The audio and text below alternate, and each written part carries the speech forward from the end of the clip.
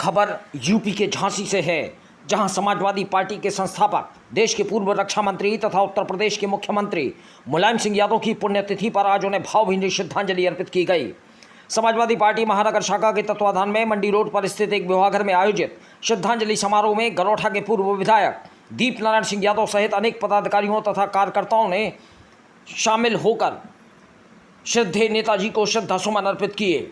इस अवसर पर सभी ने स्वर्गीय मुलायम सिंह यादव के चित्र के समक्ष पुष्पांजलि अर्पित करते हुए अपनी अपनी श्रद्धांजलि दी। इस दौरान हुई श्रद्धांजलि सभा में गरोठा विधानसभा क्षेत्र के पूर्व विधायक दीप नारायण सिंह यादव ने कहा कि यदि देश स्वर्गीय श्री मुलायम सिंह यादव नेताजी के आदर्शों का अनुसरण कर रहा होता और उनके बताए रास्ते पर चल रहा होता तो आज देश के 70% गांव शहर की तस्वीर लिए नजर आते। उन्होंने कहा कि स्वर्गीय श्री मुलायम सिंह यादव छोटे से छोटे कार्यकर्ताओं का भी भरपूर सम्मान करते थे और इनकी इस खूबी के कारण ही अकेले पार्टी बनाने के बाद उन्होंने पार्टी का कारनामा आज इतना बड़ा कर दिया है कि समाजवादी पार्टी के बिना राजनीति में कोई पत्ता नहीं हिलता।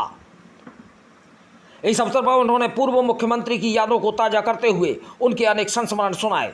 उन्होंने कहा कि प्रत्येक कार्यकर्ता के सम्मान की रक्षा करना उनका सबसे पहला काम रहा और यही वजह है कि आज भी विपरीत हालातों में भी बड़ी संख्या में कार्यकर्ता समाजवादी पार्टी से जुड़े हुए हैं। इस अवसर पर पूर्व गरोठा विधायक ने भारतीय जनता पार्टी की केंद्र व उत्तर प्रदेश की सरकार पर भी करारे वार किए। उन्होंने कहा कि विकास की जगह देश व समाज में विघटन का काम हो रहा है, ये बेहद चिंताजनक है और इसके खिलाफ सभी को आपसी मतभेद बुलाकर एकजुट होकर खड़ा होना पड़ेगा।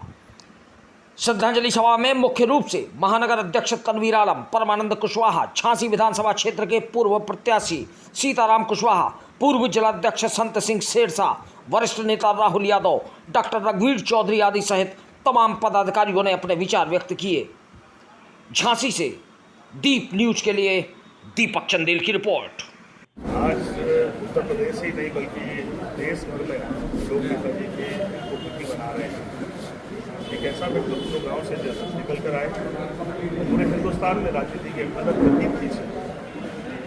राजनीति में बहुत सारे लोग बड़े नाम हो सकते हैं, नेताजी जिस तरह का उनका साधारण, जिस तरह की साधारण कोशिश और एक बड़े दल को बनाकर समाजवादी आंदोलन को खड़े रखना, कुछ बड़ी ताकतों के सामने, जिनके सामने कहते थे ना कि एक ऐसा जमाना था दूसरी सरकारों का कि किसी व्यक्ति को नहीं बल्कि किसी को भी टिकट देने को जीत जाते। उस जमाने में ये कल्पना करना कि समाजवादी हम व्यवस्था को लाएंगे, उनके खिलाफ लड़ना, वही सांप्रदायिक शक्तियों के खिलाफ लड़ने की हिम्मत जुटाना, मैं कह सकता हूँ नेताजी साधारण नहीं, असाधारण पुरुष थे। देखने में छोटे पर बहुत भारी था उनकी कोशिशें आज भी लोगों को याद आती हैं। राजनीति के उनके फैसले, उनकी बातें आज भी लोगों के जमात पर हैं। यहाँ जितने लोग हैं उनके साथ उनकी कहानियाँ हैं। कहते हैं पार्टी बनाई 92 में, तो पार्टी बनने के बाद जब फैसलों की बात आई तो कहते हैं यहाँ पार्लियामेंट का चुनाव चल रहा था, बड़े बड़े लोग दावेदार थे, लेकिन वो हरगोविंद कुशवाहा जी को टिकट देते हैं। पहली बार दिया, दूसरी बार दिया, तीसरी बार दिया, 3 बार पार्लियामेंट लड़ाया। आज तो इतने वर्षों के बाद लोग, आज 30 साल के बाद तो लोग कह सकते हैं कि जाति के आधार पर या वो सबको लेकर बातें टिकट वोट लेने के लिए राजनीति कर सकते हैं। लेकिन वो कहते थे कि गरीब, अगर उनका एक डायलॉग था, उन्होंने बोले मीटिंग में कि हरगोविंद कुशवाहा जीतेंगे तो किसान गरीबों की बात करेंगे और बड़े लोग जीतेंगे तो बड़ों की बात करेंगे। मैं सोचता हूँ इस तरह की राजनीति में फैसले लेने वाले व्यक्ति बिरले होंगे देश में। आज उनके बेटे आदरणीय अखिलेश जी हैं।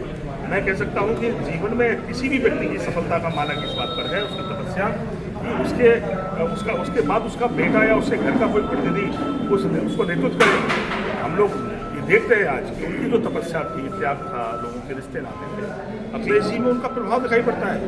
उनके फैसलों में आज वो रूप दिखाई पड़ते हैं। नेताजी हमारे बीच में नहीं है, पर अखिलेश जी का एक फैसला नेताजी की याद दिलाता है। चाहे वो किसानों की बेटियों के लिए कन्या विद्यादान हो, चाहे गरीब मजदूरों के बेटों में लैपटॉप पहुंचाने की कोशिश हो, चाहे वो बात दोहराने की कोशिश हो कि बजट का 70% पैसा गाँव पे खर्च नहीं करेंगे, तब तक गाँव में खुशहाली नहीं आ सकती। अगर गाँव में कमजोर स्कूल है और वहाँ मास्टर नहीं है तो कैसे गरीब मजदूरों के बेटे IAS बनेंगे? ये सोच अखिलेश यादव के अंदर है और इसकी प्रेरणा मुलायम सिंह यादव ने। उन्होंने स्कूलों को अच्छे करने की बात की, उन्होंने समान शिक्षा की बात की थी। वो कहते थे कि देश में जब गाँव 70% लोग गाँव बसते हैं तो बजट का 70% पैसा गाँव पे खर्च करना पड़ेगा। जब तक ये बेईमानी चलती रहेगी राजनीति में, तब तक समानता आ ही नहीं सकती। हम गरीब किसान मजदूरों के साथ न्याय नहीं कर सकते, गाँव और शहर की बिछी खाई को नहीं पाट सकते।